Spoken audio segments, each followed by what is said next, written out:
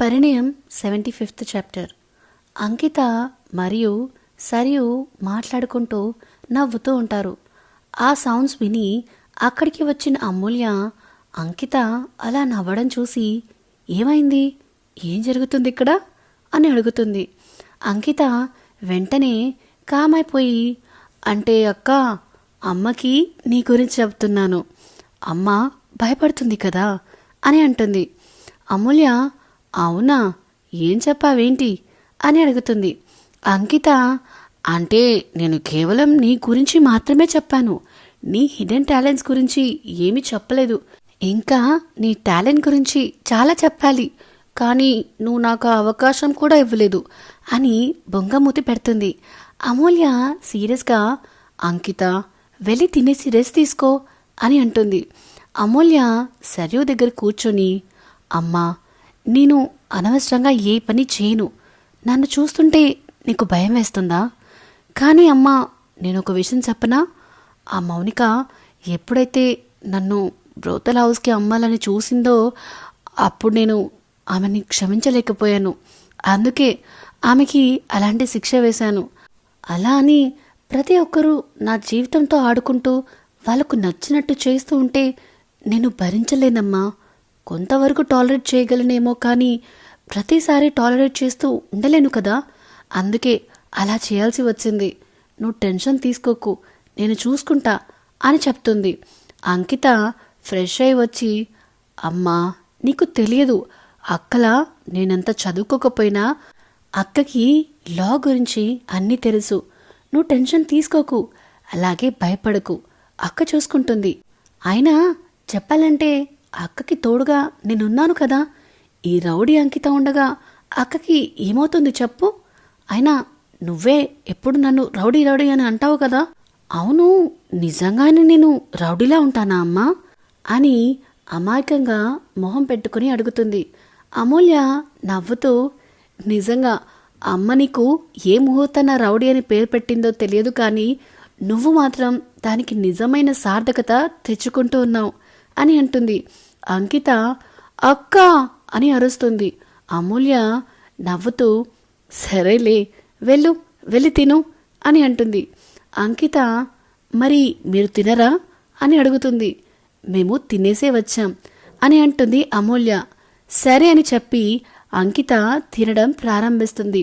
సరియు బాధగా ఉండడం చూసి అంకిత, నన్ను నమ్ము అమ్మా అని అంటుంది. ఆ మాటకి సరియు కోపంగా అంకితని చంపేసేలా చూస్తూ ఉంటుంది.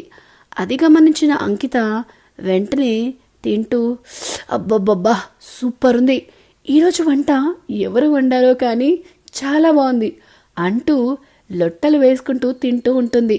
అమూల్య అంకిత వైపు చూసి, అంకిత, చిన్నగా తిను, అయినా ఎందుకు అంత సౌండ్స్ చేస్తున్నావు, నేను వర్క్ చేసుకుంటున్నాను కదా అని అంటుంది. అప్పుడు అంకిత, అక్క, ఇంత లేట్ నైట్ వర్కా? ఇలా లేట్ నైట్ వర్క్ చేయడం హెల్త్కి మంచిది కాదు, వెళ్ళి పడుకో అని అంటుంది. అమూల్య, అమ్మ పడుకున్నాక నేను పడుకుంటాలే అని అంటుంది. అప్పుడు అంకిత, అమ్మా చూసావా, అక్క కూడా నువ్వు పడుకున్న తర్వాతే పడుకుంటానంటుంది, నువ్వు పడుకోకపోతే అక్క కూడా పడుకోదు అని అంటుంది. అది విని సరియు చేసేదేం లేక, సరే వెళ్దాం పదా అని చెప్పి అమూల్యని తీసుకుని లోపలికి వెళ్తుంది. తర్వాత రోజు ఉదయం బిజినెస్ మీటింగ్ ఉందని చెప్పి అమూల్య బయటికి వెళ్తుంది. అది ఒక రెస్టారెంట్లో మీటింగ్ అని అనుకుంటుంది, కానీ నిర్మల తనకు రెస్టారెంట్ అండ్ బార్ అని చెప్తుంది. అయితే హడావిడిలో ట్రాఫిక్లో ఉండడంతో ఆమెకి అది సరిగ్గా వినిపించదు. అలా అక్కడికి వెళ్ళి రెస్టారెంట్లో తన క్లయింట్స్ కోసం వెయిట్ చేస్తూ ఉంటుంది. కొద్దిసేపటికి క్లయింట్స్ రావడంతో వాళ్ళతో మీటింగ్ కంప్లీట్ చేస్తుంది. మీటింగ్ అయిపోయి బయటికి వస్తూ ఉండగా ఒక వెయిటర్ అనుకోకుండా తన మీద జ్యూస్ పోసేస్తాడు. దాంతో ఆమె వాష్రూమ్కి వెళ్ళి క్లీన్ చేసుకుంటూ ఉంటుంది.